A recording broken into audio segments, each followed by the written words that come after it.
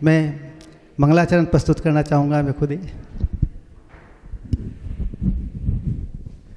गुरु आपके चरणों की, गुरु आपके चरणों की रज धूल जो मिल जाए, सच कहता हूँ गुरुवर, सच कहता हूँ मुनिवर, किस्मत ही बदल जाए गुरु आपके चरणों की।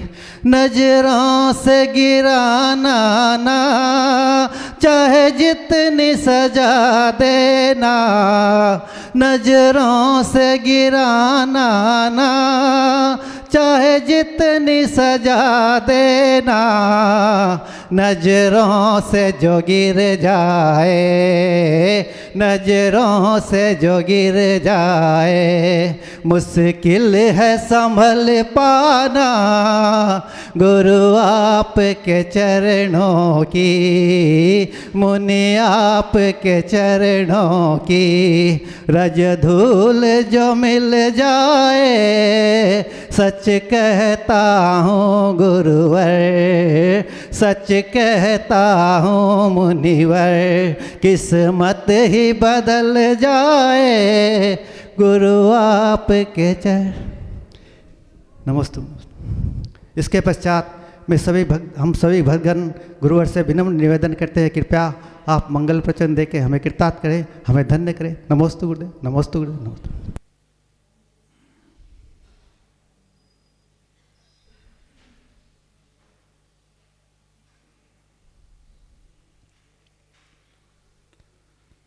ओम नमः सिद्धेभ्यः।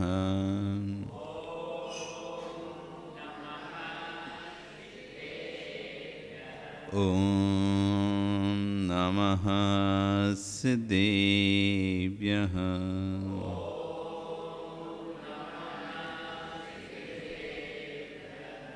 ओम नमः सिद्धेभ्यः।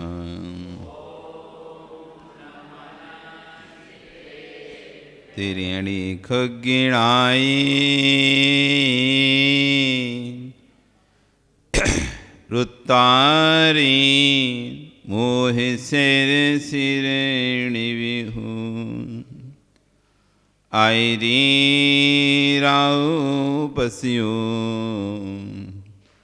परवादिन्यो भवे जीलुए। नमो अरिहन्ताणं नमो आयरीयाणं, नमो वज्झायाणं, नमो लोये सव्यसाहुणं। बोले अनंत से परमेश्वरी भगवानी की, आदिरम आदिनाथ भगवानी की, वर्तमान शासन महावीर भगवानी की, आचार्य कुलवद्र स्वामी महाराज की, आचार्य गुरु श्री क्षण विशुद्ध सागर जी महाराज की, अहिंसा में विश्व धर्म की।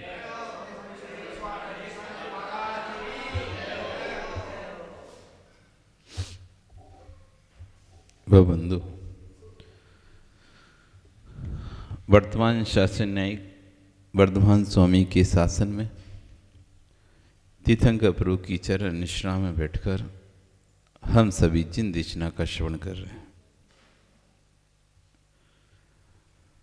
आचार्य भवन कुलवद्र स्वामी महाराज ग्रंथ राजसार समुच्चय जी में कल एक बहुत अच्छी बात उन्होंने कहा था कि मूर्छा से परिग्रह संग्रह करने की इच्छा होती है, परिग्रह संग्रह की जैसी इच्छा होती है तो धन संचय की इच्छा होती है। धन संचय की इच्छा के बाद दुख उत्पन्न होता है, लोभ उत्पन्न होता है, और लोभ दुख की परंपरा को जन्म देता है। इस पर चर्चा चलते हुए आचार्य ने कहा था कि जैसे पर के घर में राग नहीं है, आपको दूसरे के घर में राग नहीं है, अपने घर में राग है। पता है कि पर का घर तो किराए का है, निज घर अपना घर है, तो वहाँ पर राग नहीं होता, और जैसे ही वही घर अपना हो जाता है तो राग बढ़ जाता है। ऐसी जैसे पर के भवन में राग नहीं है, वैसे देह में भी राग मत करो। पर के भवन में जैसे आप हमको राग नहीं रहता, कुछ भी होता है तो हमको ऐसा चिंता नहीं रहती। किराए के मकान वाले क्या चिंता रहेगी, हम तो किराया दे रहे हैं, सही कराने की चिंता तो उसकी है, हमारी थोड़ी ना चिंता दरार आ रही है कि कुछ हो रहा है। तो जैसे पर के भवन में राग नहीं है, वैसी देह में राग मत करो। पर जितनी जितनी वस्तु बढ़ेगी उतना उतना दुनिया में राग बढ़ेगा। जैसे जैसे हमारे पास वस्तुएं बढ़ती जाएंगी वैसे वैसे राग बढ़ता जाएगा, ये नियत है। और उतनी दृष्टि फैलती जाएगी। जितने ज़्यादा आप काम बढ़ाओगे तो उतना ज़्यादा आपको ध्यान भी तो देना पड़ेगा ना, उतनी जगह ध्यान देना पड़ेगा। जितने ज़्यादा रिश्ते बढ़ाओगे उतने रिश्तों पे ध्यान देना पड़ेगा। जितनी ज़्यादा वस्तुएं बढ़ाओगे उन सब वस्तुओं पे ध्यान देना पड़ेगा। कौन वस्तु खराब तो नहीं हो रही, कौन वस्तु कहाँ रखी है, सफाई करना है, उठाना है, धरना है, रखना है। जितना ज़्यादा बस घर में सामान बढ़ेगा तो उतना ज़्यादा आपका ध्यान भी तो बटेगा। तो जितनी जितनी वस्तु बढ़ेगी, कह रहे हैं दृष्टि उतनी उतनी फैलेगी, बढ़ेगी दृष्टि। अभी एक ही घर पे ध्यान देना पड़ रहा था, अब 2 घर हो गए तो 2 घर पे ध्यान देना पड़ रहा है। अभी एक ही दुकान पे ध्यान देना पड़ रहा था, आपने एक दुकान और खोल ली तो 2 दुकान पे ध्यान देना पड़ेगा। अभी आपके पास 10 ही वस्त्र थे, 50 ही वस्त्र थे, उन 50 वस्त्रों को उठा के रखना था। अब आपके पास 60 हो गए, तब 60 की देखरेख करना पड़ेगी। 100 होंगे तो 100 की देखरेख करना पड़ेगी। जैसे जैसे वस्तु बढ़ेगी वैसे वैसे ध्यान रखना पड़ेगा, नहीं रखना पड़ेगा। वस्तु नहीं है तो कोई विकल्प नहीं है। वस्तु नहीं है, कोई ने गिफ्ट दे दिया आपको, भले आपको जरूरत नहीं थी तब भी किसी ने आपको कोई वस्तु गिफ्ट दे दी, आपके घर में नहीं थी और आप मस्त जीवन जी रहे थे, कोई जरूरत नहीं थी, अड़ोस पड़ोस से यहाँ वहाँ से काम चला लेते थे। पानी गर्म करने पास गीजर नहीं था आपके पास, क्या ही था, गैस पे आराम से गर्म कर लेते थे, कोई दिक्कत नहीं, चल रहा था। तुम्हारा कुछ बर्थडे आया, किसी ने तुमको भेंट कर दिया, अब उसकी चिंता लगी रहती है, चला ना छूट जाए, ज़्यादा देर ना चला दे, बिजली का बिल बढ़ जाएगा, ये हो जाएगा, वो हो जाएगा, कितनी चिंताएं बढ़ गई। कोई भी वस्तु कोई व्यक्ति भले फ्री में भी दे दे आपको, आपका 1 रुपये भी ना लगा हो, लेकिन चिंताएं बढ़ेंगी नहीं बढ़ेंगी। कुछ ही वस्तु आपको मिलेगी तो दृष्टि फैलेगी। जो दृष्टि भी 4 पे जा रही थी अब वो 5 पे जाने लगी। तो जैसे जैसे वस्तु बढ़ेगी उतना दुनिया में राग बढ़ेगा, नियत है, और उतनी दृष्टि फैलेगी। घनत्व में शक्ति होती है, आचार्य कह रहे हैं घनत्व में शक्ति होती है। जितना शॉर्ट होता है ना उसमें ज़्यादा शक्ति होती है। जो जब वस्तु फैल जाती है ना शक्ति खत्म हो जाती है। आप गाड़ियाँ धोते हो, पानी के मग्गे से, बाल्टी और मग्गे से धोते हो, ऐसे क्या ही निकलती कीचड़ निकल पाती क्या? जो ऊपरी ऊपरी धूल है बस वो निकल गई, बाकी जो कीचड़ चिपकी है वो तुम्हारे ऐसे पानी फेंकने से नहीं निकलती। जब उसी पानी को घनत्व कर लिया जाता है, प्रेशर भेजा जाता है उससे, वही प्रेशर से देखो कैसी भी कीचड़ लगी हो, कुछ भी हो, फट से सब निकलती जाती है। बिरलन में शक्ति नहीं है, घनत्व में शक्ति है। और घनत्व जब आएगा जैसे जैसे हम पदार्थों से दूर होंगे, हम अपने ध्यान को एक स्थान पर एकाग्रचित करेंगे। इसलिए साधुओं को जल्दी सिद्धियां क्यों हो जाती हैं, तपस्वियों को सिद्धियां जल्दी क्यों हो जाती हैं? क्योंकि उनकी दृष्टि घनत्व होती है, उनका ध्यान, उनको कुछ ही वस्तु जल्दी याद हो जाती है, जल्दी पढ़ लेते हैं, जल्दी दिमाग में रहती है, लंबे समय तक सेट रहता है, भूलते नहीं हैं। क्यों? क्योंकि उनका ध्यान अन्य जगह है ही नहीं है। घनत्व है, उपयोग का घनत्व है, उपयोग फैला ही नहीं उनका 10 जगह। वो जहाँ 10 जगह फैल जाए, क्षेत्र में फैल जाए, तीर्थ में फैल जाए, कुछ बनाने में फैल जाए, कुछ करने में दिमाग लग जाए, तो फिर पढ़ाई करके दिखा दें, नहीं हो पाएगी। याद करके दिखा दें, नहीं हो पाएगा। जिन्होंने भी सिद्धियां की हैं और जिन्होंने भी जाप की हैं या जो भी सिद्ध किया है, उन्होंने काम करते करते सिद्ध नहीं किया। जब नहीं करते थे, अकेले थे, कुछ नहीं करते थे, तब उन्होंने सिद्ध कर लिया जो भी करना था। अब करने लगे तो उसका उपयोग भले कर रहे हैं, लेकिन अब सिद्ध कुछ नहीं हो रहा। फैलाव हो गया ना, दिमाग में 4 बातें और आ गई, 4 कार्य और आ गए, 4 कार्यों में दिमाग लग गया। पहले एक ही कार्य में दिमाग था। तो जैसे कह रहे हैं वैसे भगवान कि घनत्व में शक्ति अधिक है, बिल्लन में शक्ति क्षीण हो जाती है। बिल्लन क्षेत्र घेरता है, घनत्व क्षेत्र कम घेरता है, लेकिन शक्ति को अधिक देता है। जो वस्तु फैली होती है वो क्षेत्र तो अधिक घेरती है, लेकिन ताकत कम रहती है, उसमें फूसी रहती है। और जो वस्तु घनत्व में होती है क्षेत्र कम घेरती है, लेकिन शक्ति अधिक होती है। उदाहरण दे रहे हैं आचार्य भगवान, 1 लीटर दूध कितना बर्तन को घेरेगा, और घृत उसी के अंदर होगा, स्थान कम घेरेगा। 1 लीटर दूध में ज़्यादा बर्तन घेरेगा और 1 लीटर घी में कम बर्तन घेरेगा, क्योंकि उसमें घनत्व अधिक है, उसमें घनत्व शक्ति अधिक है। तो वजन आप देख लो, जरा में 1 लीटर हो जाएगा, तो दूध इतना दिखेगा तब जाके 1 लीटर होगा। कोई भी और भी वस्तु अपन देखते हैं, घनत्व जिनमें अधिक होता है वो थोड़े से वजनदार हो जाती है। पारा देख लो आप, इतना सा पारा, बिल्कुल थोड़ा सा आपको लगेगा 50 ग्राम वजन हो जाएगा। 1 किलो पारा इतना सा रहता है, बिल्कुल इतना सा, कोई दिखेगा नहीं आपको 1 किलो पारा है, लेकिन जगह के हिसाब से नहीं दिखेगा। वॉल्यूम मतलब वजन 1 किलो है उसमें, लेकिन जगह कितनी सी घिरेगा, 1 सीसी में जाएगा इतनी सीसी से। घनत्व है, शक्ति है उसके अंदर। और वस्तु 1 किलो पूरा डिब्बा भर दे, तेल ले आ लो 1 किलो, इतना आ जाएगा। तो आचार्य कह रहे हैं घनत्व स्थान कम घेरेगा, लेकिन शक्ति अधिक देगा। बिल्लन स्थान अधिक घेरेगा, लेकिन शक्ति कम देगा। मुक्षु द्वैत भक्ति अद्वैत भक्ति में बस यही अंतर है। द्वैत भक्ति ये पूजा पाठ, अभिषेक, जब तप, ये सब द्वैत भक्ति कहलाती है। अद्वैत भक्ति ध्यान कहलाती है। आत्मा में आत्मा की लीनता, जहाँ कोई और दूसरा नहीं है, ना कोई माला है, ना कोई ग्रंथ है, ना कोई पूजा है, ना भगवान है, ना तीर्थंकर है, कोई नहीं है, एक अकेला है बस आत्मा।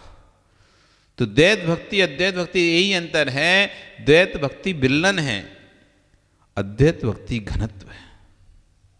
जैन दर्शन की कोई स्वतंत्र दशा नहीं है, जो स्वतंत्र दशा है विश्व की वो ही जैन दर्शन है। लोगों को मत बनाने पड़े, लोगों को मंच बनाने पड़े, लोगों को संप्रदाय का जन्म देना पड़ा, पर जगत के सारे मंच नष्ट हो जाएं, जगत के सारे भेद समाप्त हो जाएं, जगत के सारे मत समाप्त हो जाएं, तो जो बचेगा उसका नाम है जैन दर्शन। जैन दर्शन कोई अलग वस्तु थोड़ी ना है, वस्तु की अंतिम स्वतंत्रता को दिखाने वाला दर्शन है। फाइनल स्टेज यही जैन दर्शन। जैन दर्शन कहाँ तक लेके जाता है? किसी वस्तु की फाइनल स्टेज पे पहुंचाना है। जैसे जीव की फाइनल स्टेज मोक्ष, पुद्गल की फाइनल स्टेज अणु, स्कंद की फाइनल अणु, शुद्ध परमाणु। बस जो शुद्ध परमाणु की व्याख्या है वही तो जैन दर्शन है, जो शुद्ध आत्मा की व्याख्या है वही तो जैन दर्शन है। जैन दर्शन का जो लक्ष्य क्या है? सब जगह से शुद्धता की ओर ले जाना। शुद्धता मतलब सबसे पृथकीकरण, अद्वैत, जो किसी से ना मिलाओ। शुद्ध परमाणु जिसमें कुछ नहीं मिला है, शुद्ध आत्मा जिसमें कुछ कर्म का बंध नहीं है, यही अद्वैत है। जहां दो है ही नहीं है, एक ही है, बस एक। तो जहां आचार्य कह रहे हैं कि जहां पर सारे मतांतर सब समाप्त हो जाते हैं, वहीं जैन दर्शन होता है। जैसे परमाणु जब तक स्कंद है तब तक वह परमाणु नहीं है, और जब विभाग हो जाते हैं, पुद्गल के जब विभाग होना बंद हो जाएं और अविभागी हो जाए, शब्द खड़ा हो जाता है, बस उसी का नाम परमाणु है, वही जैन दर्शन है। ऐसी विकृति हटती जाए और प्रकृति का भेष, तो जो बचेगा प्रकृति का भेष बचेगा। आप पहने हो ये विकृतियाँ हैं, ये हटती जाए तो आखिरी बचेगा क्या? नग्नता दशा। यही तो प्रकृति की दशा है, ऐसी तो जन्मे दे, यही प्राकृतिक भेष है। बस यही जैन दर्शन है। उसका नाम दिगंबर धर्म है, यही जैन धर्म है। सबके दिन एक से नहीं होते। व्यक्ति का भौतिक विकास पुण्याश्रित है, परंतु मानसिक विकास पुण्याश्रित के साथ पुरुषार्थ आश्रित है। आपका भौतिक विकास, मकान आदि ये सब कह रहे हैं पुण्य आश्रित हैं। घर परिवार, पत्नी बच्चे, ये सब पुण्य के आश्रित हैं। जमीन पैसा, ये सब पुण्य रहेगा तो सब आपको मिलेंगे। लेकिन जो मानसिक विकास है, आध्यात्मिक विकास है, वो पुण्य के साथ साथ पुरुषार्थ के आश्रित है। पुण्य आश्रित तो सबका चल रहा है अभी यहाँ पे जितने लोग बैठे हैं, सबका पुण्य चल रहा है। किसका नहीं चल रहा? सबका चल रहा है। भगवान के चरणों में बैठे, गुरु की वाणी सुन रहे हैं, अभिषेक देख रहे हैं, स्वस्थ शरीर है, कोई वेदना नहीं हो रही, शांति से बैठ के प्रवचन सुन रहे हैं, किसी प्रकार की आकुलता नहीं है, किसी प्रकार की संक्लेश परिणाम नहीं रहे, तो पुण्य नहीं तो क्या है ये? किसी प्रकार की हमको संक्लेशता नहीं हो रही, किसी प्रकार का शरीर में कोई पीड़ा वेदना नहीं हो रही कि उठ के जाने का मन कर रहा हो कि अब नहीं सुन पाएंगे या मन नहीं लग रहा हो, शांति से बैठे, सब कुछ तो हो रहा है। यही तो पुण्य का उदय है। अब पुण्य का उदय और कैसे आएगा? इसी का नाम पुण्योदय कि शांति से भगवान के चरणों में बैठकर जिनवाणी सुनने के भाव हो रहे हैं और किसी प्रकार का कोई भी संक्लेशता हमारे बीच में नहीं आए, कोई लड़ाई झगड़ा कुछ भी हमारे मन में दिमाग में नहीं चल रहा है, किसी बारे में भी कुछ हम नहीं सोच रहे हैं, बस सुन रहे हैं चुपचाप शांत होकर कि क्या बोल रहे हैं, क्या जिनवाणी में लिखा है, ये शांत होकर सुन रहे हैं, यही पुण्योदय चल रहा है। तो पुण्योदय तो जो आपकी साता ये तो पुण्य आश्रित है और आपको दिख ही रही कि हमारा पुण्योदय चल रहा है। लेकिन जो आध्यात्मिक ज्ञान है वो पुण्य के साथ साथ पुरुषार्थ आश्रित है। अब इनमें से कितने लोग पुरुषार्थ कर रहे हैं? पुण्य तो सबका चल रहा है, लेकिन पुरुषार्थ कितने लोगों का, ये महत्वपूर्ण बात है। पुण्याश्रित वस्तु मिलती है, पर वस्तु को उपयोग कौन कर रहा है, कौन नहीं कर रहा है। अरे आप कोई फंक्शन करते हो तो आप उपयोग के लिए वस्तुएं देते हैं।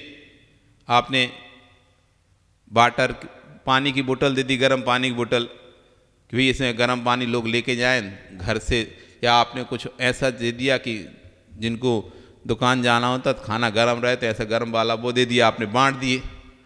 अब फिर भी लोग ठंडे ही खा रहे हैं। आपने भले पानी की बोतलें दी थी कि लोग जाएंगे अपनी दुकान, घर से पानी भर के लेके जाएंगे, दुकान में पानी पिएंगे, तब भी उनको वहीं का पानी पीना है। तो वस्तु तो आपने दी है, वस्तु तो उनको मिली है, लेकिन उपयोग तो कौन कौन कर रहा है, महत्वपूर्ण ये है। बाकी कुछ लोगों ने अंदर रख दी, बगस में रख दी, फिर कभी काम में आएगी। कुछ लोगों ने ये सोच के रख दी कि अपन किसी और को गिफ्ट दे देंगे, अच्छी चीज है, अपने खरीदना नहीं पड़ेगा, किसी और का बर्थडे आएगा, कुछ आएगा तो यही गिफ्ट लेके पहुंच जाएंगे उसके यहाँ, नया खरीदना नहीं पड़ेगा। अभी अपना चल रहा है, इसी से काम चल रहा है, इसी से चला ले रहा है। कोई सोच रहा कि जब तक इससे चल रहा है चला, जब ये टूटेगा तब देखेंगे, अभी क्या ही करना है। कोई सोच रहा है बच्चा बड़ा हो जाएगा तो उसके लिए रख ले रहे हैं, उसके काम में आ जाएगा। अभी अपन काम में नहीं ले, उसके लिए नया खरीदना पड़ेगा, नहीं तो हर प्रकार से कोई कुछ सोचकर उसको रखी हुआ, कोई सोच रहा है कर लो उपयोग, फिर दूसरा नया आएगा, फिर देखेंगे। पुराना हटाओ, नया आ गया, पुराना हटाओ, नया का उपयोग करो। अब आ गया तो इसका उपयोग करो, और उपयोग कर रहा है। तो कितने लोग उपयोग कर रहे हैं उसको? वस्तु तो तुमने सबको दी, लेकिन उपयोग करने वाले कितने? उपयोग करने वाले कितने? ऐसी पुण्य तो सबका उदय चल रहा है, पुण्य तो सबका उदय है, लेकिन इस पुण्य उदय में आत्मा अपना कल्याण करने वाले कितने? कि ऐसा पुण्य उदय चल रहा है, ऐसा गोल्डन टाइम चल रहा है, सोने का समय चल रहा है तुम्हारा, सोने का समय। सो मत जाना, वो वाला सोने का समय नहीं चल रहा, गोल्डन टाइम चल रहा है, गोल्डन टाइम। अभी अपने समय को देखो कि मेरा सोने का समय चल रहा है, एकदम गोल्डन पीरियड है आपका भी। कहीं भी जाने के लिए स्वतंत्रता है, कुछ भी करने के लिए स्वतंत्रता है, धर्म करने के लिए स्वतंत्रता है, हर कार्य के लिए मुझे भी स्वतंत्रता मिली हुई है, गोल्डन टाइम है मेरा, और इसी समय में भी यदि मैं अपने संयम को धारण नहीं कर पाया, ऐसे गोल्डन टाइम के पीरियड में भी अपना कल्याण नहीं कर पाया, तो आगे क्या बैड टाइम में करोगे? बुरे समय में क्या कर पाओगे? जब अच्छे समय में नहीं कर पाए तुम, तो बुरे समय में कैसे करोगे? बुरे समय तो इतनी चिंताएं घेर लेंगी, इतनी चिंताएं घेर लेंगी कि रात को नींद नहीं आएगी, आपको नींद नहीं आएगी। अंजना का प्रकरण सुन रहे थे ना, सखी कह रही सो जाओ सो जाओ, पर उसे नींद नहीं आ रही कि पहले पति का वियोग था, वो तो जैसे तैसे सहन कर ही रहे थे, अब कलंक और लग गया, अब कैसे सहन करें? पिता ने भी छोड़ दिया, भाई ने भी छोड़ दिया, सास ने भी निकाल दिया, सबने कर दिया, अब उसे नींद नहीं आ रही, अब बुरा समय चल रहा है। तो आचार्य बनिया कह रहे कि सबके दिन एक से नहीं होते, व्यक्ति का भौतिक विकास तो पुण्य आश्रित है, व्यक्ति का मानसिक विकास पुण्य आश्रित के साथ साथ पुरुषार्थ आश्रित है। अभी आप अपना मानसिक विकास कर सकते हैं, पुरुषार्थ करें तो। भौतिक विकास तो मेहमान है, ये तो वस्तु मिली है चली जाएगी। भौतिक विकास तो मेहमान है, आज घर है कल नहीं है, आज पैसा है कल नहीं है, जरूर तो नहीं रहेगा। आज अमीर हो तो कल गरीब भी हो सकते हो, गरीब हो तो अमीर हो जाओगे, अच्छे हो तो बुरे हो जाओगे, स्वस्थ हो तो अस्वस्थ हो जाओगे, सम्मान है तो अपमान भी होगा। तो ये सब भौतिक विकास तो मेहमान हैं, लेकिन आत्म विकास घर का संधि है। भौतिक विकास खुशी देकर चला जाता है, आनंद नहीं देता है। जादूगर खुशी देकर तो जाता है, स्वाद देकर कहाँ जाता है। मिठाइयाँ चाहिए, लड्डू चाहिए, पेड़े चाहिए, और भारतीय राष्ट्रीय मिठाई जानते हो कौन सी है? भारत की राष्ट्रीय मिठाई, राष्ट्रीय पक्षी है ना, राष्ट्रीय पुष्प है ना, ऐसी राष्ट्रीय मिठाई कौन सी है? नहीं जानते? खाई नहीं कभी तुमने? रसवंती खाई है? रसवंती, रसवंती नहीं खाते? जलेबी नहीं खाई? जलेबी नहीं खाई? यही तो भारत की राष्ट्रीय मिठाई है, जलेबी। उसका नाम है रसवंती। रस में भरी रहती है ना, रस से भरी रहती है।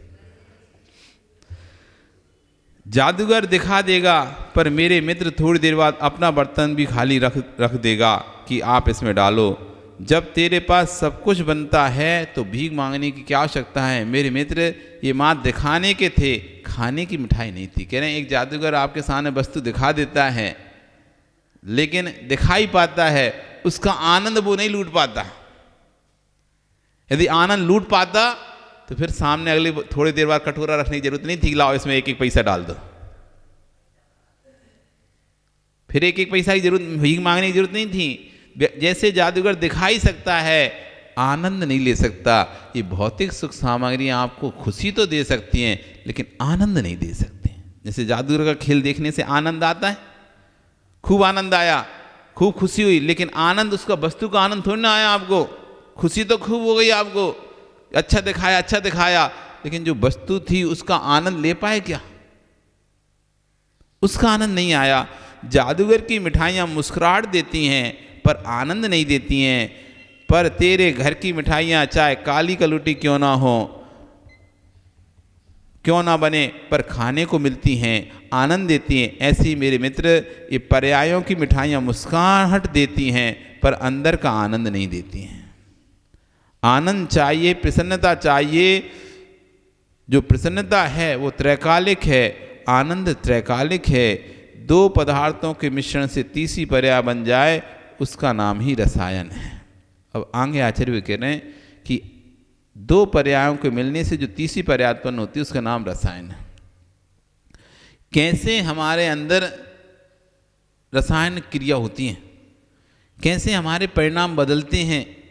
जैसे हल्दी चूना मिला दिया तो एक लाल रंग तैयार हो गए, रासायनिक क्रिया हो गई। कोई लाल रंग था क्या? हल्दी में लाल था कि चूने में लाल रंग था? लाल रंग किस में था?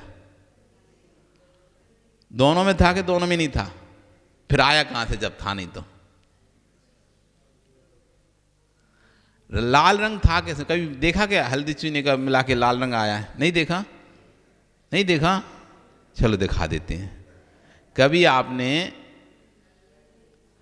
आपने खार की कोई वस्तु बनाई? क्या खार की वस्तु?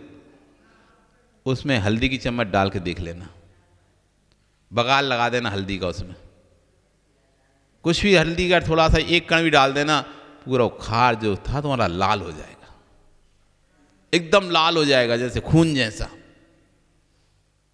जैसी खार में, खारी वस्तु में, चूना भी खारा होता है, हल्दी और खार भी खारा होता है, सोडा भी खारा होता है।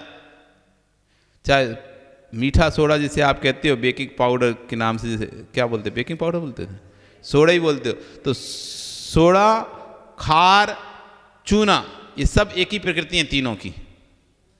इन तीनों से जैसे ही हल्दी का मिश्रण होगा, लाल रंग निकल आएगा। नहीं तो आज घर जाके करके देख लेना, होता है कि नहीं होता, पता चल जाए। तब फिर बताना कि लाल रंग किस में है, हल्दी में, चूने में या सोडे में? किस में था लाल रंग? बताओ संजय, किस में था? अरे दोनों मिक्स तो किया था, रंग किस में? तो फिर आया कहां से? आया कहां से? बस ये रासायनिक क्रिया को कल आचार्य भगवान यहाँ पे समझाएंगे। होगे ना कल? प्रयार है तो कल फिर चर्चा करेंगे। आज आपका समय हो गया। बोली भगवान महावीर स्वामी की।